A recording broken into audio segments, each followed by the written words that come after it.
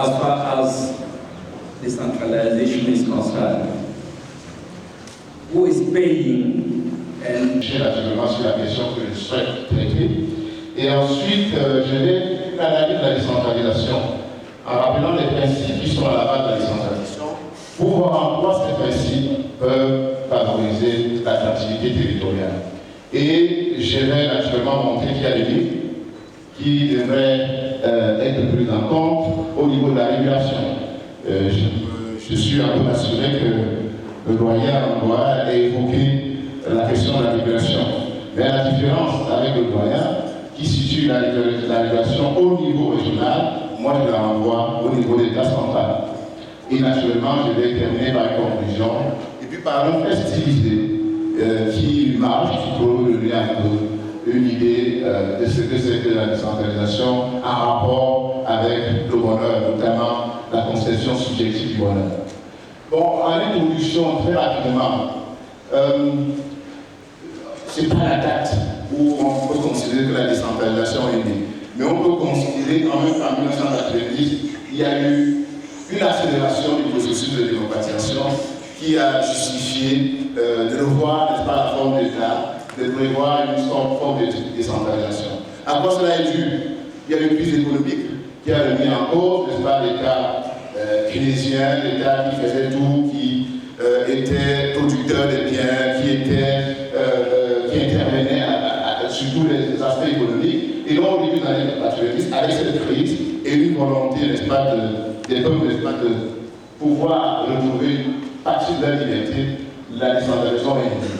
Alors, elle est conçue selon les pays, justement, comme une réponse. En fonction des pays, vous allez voir qu'il y a eu des revendications et on a pensé qu'il faut peut-être décentraliser pour pouvoir revenir un peu à une sorte de stabilité. Naturellement, il est difficile de définir la décentralisation, ce que j'ai pu observer dans la littérature. Du fait, n'est-ce pas, de la distinction qui est généralement faite entre l'État unitaire et l'État fédéral. Néanmoins, on distingue de façon assez unanime trois formes de décentralisation. Il y a la déconcentration, qui consiste à un transfert de responsabilité d'État à l'unité. Nous avons la délégation qui, en plus de transfert de responsabilité, on a un transfert de pouvoir. Et puis, il y a la dévolution qui est, en réalité, le transfert de pouvoir, de responsabilité, une forme d'autonomie. Et généralement, la nature ou la manière dont cette décentralisation se manifeste dépend de l'État, la structure de l'État, qu'il soit unitaire ou central. Et là, en ce qui concerne l'attractivité, de quoi s'agit-il? L'attractivité, c'est la possibilité pour un territoire d'attirer en fait des investisseurs. Vous êtes attractif si vous avez la possibilité, n'est-ce pas, de faire venir sur votre marché un certain nombre d'investisseurs.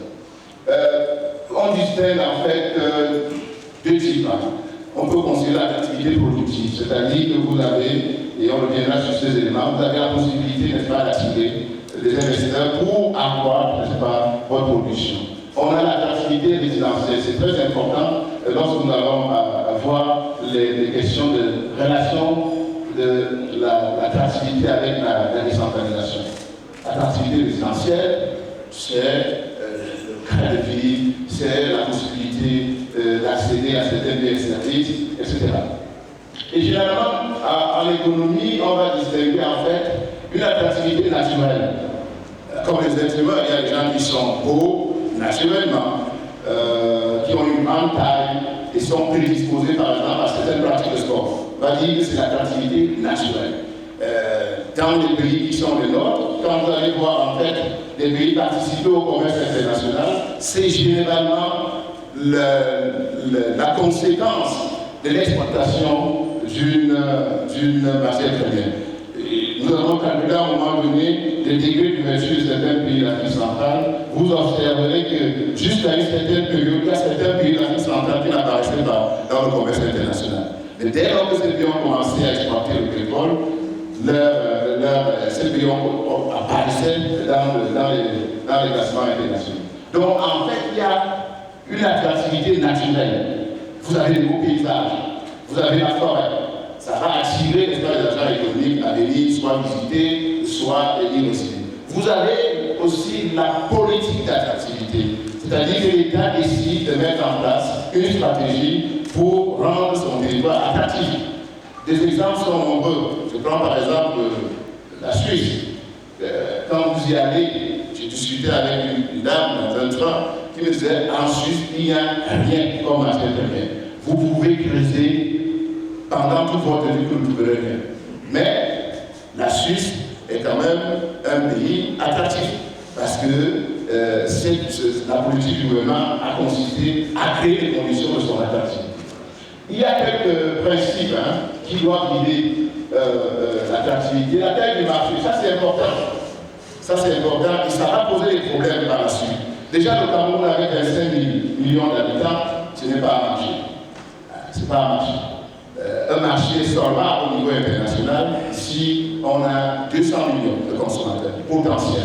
On ne peut pas analyser les caractéristiques de ces 200 millions de consommateurs parce qu'on peut avoir 200 millions ou 75% de la population qui avec moins d'$1. Ce n'est pas un marché. Il faut qu'il y ait un marché solvable, non seulement en termes de population, mais en termes de capacité des agents économiques à pouvoir consommer. Donc, vous voyez déjà qu'au Cameroun, ce n'est pas déjà un marché solvable. Dans la sous-région, ce n'est pas un marché solvable. Quand on va rentrer dans le cadre de la décentralisation, si on prend les populations en fonction des régions, vous allez voir que nous allons tomber sur des marchés très faibles. Il y a le capital humain.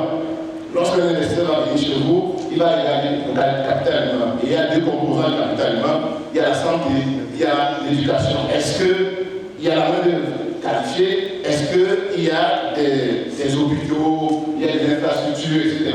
Donc on regarde aussi les infrastructures, la qualité des infrastructures. Et puis on va à l'environnement administratif, la bureaucratie, etc. Et enfin, on va observer la qualité de vie. Et puis la qualité de vie en réalité, ça intervient un peu plus tard. Parce que au départ, tous les êtres humains sont condamnés à satisfaire les besoins animaux, c'est-à-dire se nourrir, se vêtir. Donc vous ne pouvez pas déjà prétendre à la qualité de vie si vous n'avez pas encore résolu les problèmes alimentaires. D'ailleurs, un économiste célèbre avait sorti une certaine courbe qui montre en réalité la courbe environnementale, qui montre que dans un premier temps, dans un processus d'industrialisation, les pays vont détruire la nature et ce n'est qu'au moment où ces pays seront plus ou moins riches, que les populations sont plus instruites, qu'on va commencer à s'intéresser aux questions liées à l'environnement. Donc voilà les facteurs d'attractivité. Donc question, est-ce que la décentralisation est un facteur d'attractivité? C'est la question que j'ai choisie. Donc, je réponds à partir, n'est-ce pas, de la théorie économique qui dit quoi? Qu'est-ce qui motive, qu'est-ce qui justifie en fait la décentralisation? Deux principes. Il y a le principe de la proximité. En économie, on a des problèmes pour définir ce qu'on appelle la préférence collective. Comment définir une préférence? Autant que nous sommes ici, comment nous pouvons définir un repas, par exemple? Pour tout le monde va se le connaître. Vous imaginez que c'est extrêmement difficile. Donc, au niveau national, pour définir la préférence collective, c'est extrêmement difficile. Les économistes estiment donc que, compte tenu de la proximité des êtres humains avec leurs dirigeants, qui voient leur mode de vie, ils sont plus prêts. Les dirigeants seront plus prêts à comprendre et à définir des préférences qui sont proches de leur réalité. Donc, quand on décentralise, par exemple, la production de certains biens, on est sûr que les préférences individuelles qui auront du mal à être prises en compte au niveau national seront prises en compte au niveau national. Il y a la question donc, de la facilité d'information. C'est-à-dire que vous imaginez un chef de village qui fait un rapport adressé au chef de l'État. Il n'a pas accès au chef de l'État. Il a accès à qui? Peut-être au chef de gouvernement, qui va prendre la lettre, qui ne va pas envoyer la lettre dans un mauvais français au sous-préfet. Le sous-préfet fera la même chose pour le préfet, le gouverneur, le ministre, le premier ministre, jusqu'à la présidence de la République. L'information de départ qui arrive au sommet n'est plus la même information. Elle est diluée parce que chacun veut mettre une bonne virgule, chacun veut formuler sa phrase. Et là, on se dit que dans la décentralisation, ça va réduire les asymétries d'information. Théoriquement, la décentralisation participe favorise la participation des citoyens à la vie démocratique. J'ai suivi les présentations de la loi. Il y a une incitation, n'est-ce pas, des populations à participer effectivement à la prise de décision. On s'attend à ce que la décentralisation améliore la responsabilité, n'est-ce pas, des décideurs publics. Là encore, il n'y a pas unanimité. Les études disponibles montrent que pour certains pays, la décentralisation a réduit la corruption, alors que pour d'autres, la décentralisation a accru la corruption. C'est-à-dire qu'on a délocalisé non seulement les pouvoirs, mais toutes les mauvaises habitudes de l'État central. Maintenant, deuxième principe qui me permet, n'est-ce pas, d'aborder la question de la délocalisation, la compétitivité, c'est la compétition. Bon, on s'attend à ce que quand il y a décentralisation, qu'il y ait une compétition entre les unités administratives. C'est-à-dire que la compétition va se faire dans quoi? Dans la capacité de la région ou dans la capacité de la commune à offrir des biens publics. C'est-à-dire la meilleure qualité de l'école, la meilleure qualité, n'est-ce pas, de certaines infrastructures. Et c'est là où intervient, n'est-ce pas, la compétitivité. Parce qu'on s'attend à ce que les populations, surtout les ménages, partout vers les régions où il y a une meilleure qualité, n'est-ce pas, des vie. C'est ce que l'économie de 1956 a énoncé dans le cadre de ce qu'il appelle la théorie du niveau par le pied. Quand un agent économique se déplace, il se déplace pour vers la localisation où il trouve un certain nombre de services. Donc, le principe de la compétitivité, de la compétition garantit au moins cette compétition entre les agents économiques. Toujours au niveau de la compétition, on a ce qu'on a appelé la concurrence fiscale. Les études montrent que un des principes, n'est-ce pas, de la créativité, c'est la fiscalité. Bon, je ne sais pas quel est le niveau de fiscalité qui a été accordé, n'est-ce pas, aux collectivités. Normalement, on devrait s'attendre à ce que chaque région propose une fiscalité compétitive pour attirer, n'est-ce pas, les entreprises. Mais avec un gros risque que tout le monde voulant attirer, n'est-ce pas, les entreprises, on va mettre en place une politique fiscale qui est faible et finalement les recettes attendues ne seront pas obtenues. Bon, les études sont assez claires. Imaginez, on laisse la décentralisation se poursuivre au Cameroun sans qu'il y ait une intervention. On va susciter, n'est-ce pas, des inégalités. On va susciter des déséquilibres. Pourquoi les populations vont vers Douala? Pourquoi ils viennent vers Yaoundé? C'est parce qu'il y a certaines opportunités qu'on ne retrouve pas ailleurs. Et donc, en réalité, c'est l'objet de la deuxième partie. Il faut absolument que l'État joue un rôle. L'État doit pouvoir jouer un rôle de régulateur. Et le rôle de l'État peut être analysé en fait à travers les trois fonctions de l'État. Bon, la fonction d'allocation, je peux l'admettre qu'elle est mieux, réalisée au niveau, n'est-ce pas, de la région, au niveau de la commune. Parce que dans la fonction d'allocation, il s'agit de répondre à des questions: quoi produire, à quelle quantité il faut produire, à quel prix il faut payer. Mais les fonctions de distribution et de régulation sont importantes et devraient être gérées au niveau de l'État. Par exemple, s'il y a un choc violent qui attaque une région, la région n'aura sans doute pas les moyens nécessaires pour pouvoir intervenir. Bon, en conclusion, très rapidement, pour permettre une discussion, le ministre l'a dit, tout le monde est emporté par la décentralisation. Mais je considère que ce n'est pas une panacée. Ça ne va pas résoudre tous les problèmes. Ça va résoudre quelques problèmes, mais ça ne pourra pas résoudre tous les problèmes. Parce que le Cameroun n'a pas tous les moyens nécessaires pour pouvoir résoudre tous les problèmes. C'est vraiment un principe de la science économique. Il y a énormément de besoins, mais les ressources sont toujours limitées. Deuxième conclusion, comme j'ai dit dès le début, pour les économistes, j'ai observé avec satisfaction en présentant un jury de mémoire sur la décentralisation que les jurys savaient beaucoup écrit sur la décentralisation. Moi, je suis encore complexe, mais nous sommes en retard naturellement parce que nous n'avons pas les données. Les économies fonctionnent avec des données. Il faut que nous ayons des données. Chaque fois qu'il y a la possibilité d'interpeller les responsables, c'est les produits.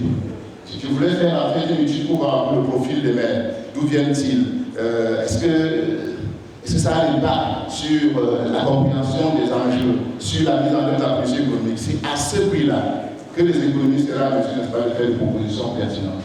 Donc, il y a un problème aussi qui se pose, la question de la taille. On a plus ou moins consolidé la cartographie administrative des provinces et puis on a mis des régions.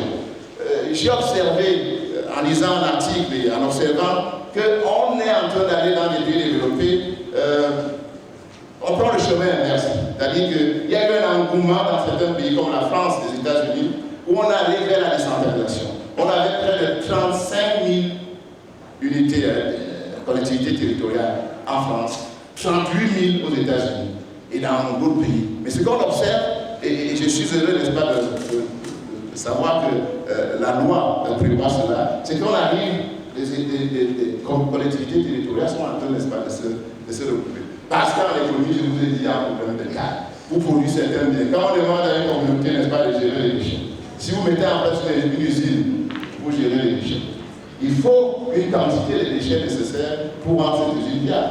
Et donc, naturellement, il y a des possibilités, n'est-ce pas, de coopération. Donc, il y a la question de la taille optimale. La taille optimale. Pourquoi ne pas parler de 4 régions, par exemple? Aujourd'hui, tout le monde veut avoir sa région. Tout le monde veut que le département devienne une région. Mais économiquement, ce n'est pas viable. Économiquement, 25 millions de consommateurs, dont près de 40 à 45% sont pauvres, ce n'est pas viable. Ce n'est pas viable sur le plan économique. Est-ce que après cet engouement-là, les gens ne vont pas se rendre compte qu'il vaut mieux encore se regrouper? Bon, pour ceux qui vivront longtemps, ils auront l'occasion de l'observer. Bon, je vais finir par les faits stylisés. Les économistes, les faits stylisés, ils observent, ils disent voilà, j'observe que dans cette salle, tout le monde est noir. Puis, on essaie de voir pourquoi les gens sont noirs. J'ai pris une carte qui me montre en violet les États unitaires. Vous allez voir que l'Afrique est dominée par États unitaires centralisés. L'Afrique de l'Est, ça a beaucoup bougé. Et les autres espaces sont des espaces des États fédérés, déconcentrés. Et puis il y a des graphiques qui montrent en fait l'indice du bonheur. L'indice du bonheur, c'est quoi? C'est un indice, on vous pose une question, on vous envoie un questionnaire qui va de 0 à 10, et on vous demande si vous vous sentez bien. Si vous vous sentez bien, et puis on va corriger, on va naturellement donner les résultats. Alors, si vous êtes à 0 et 0,5, ça veut dire que vous n'êtes pas de l'endroit où vous vivez. Et au-delà, ça veut dire que vous êtes heureux. Mais il y a une corrélation, le professeur Kourou, qui est un spécialiste de corrélation visible, hein. Ça ne veut pas dire que c'est le principal déterminant. On peut observer sur ce graphique que les pays où les gens ne sont pas très heureux sont des pays centralisés, unitaires. Et en fait, je précise, hein, c'est le bonheur subjectif. Il ne faut pas que vous allez dire n'importe quoi. C'est le bonheur subjectif, c'est-à-dire quand les gens sont gagnent, tout le monde est content. Mais ça ne change rien dans le quotidien. C'est le choix de la en fait, à manger. Donc, et c'est ce que j'observe en fait. Il y a un bonheur subjectif à l'idée de la décentralisation.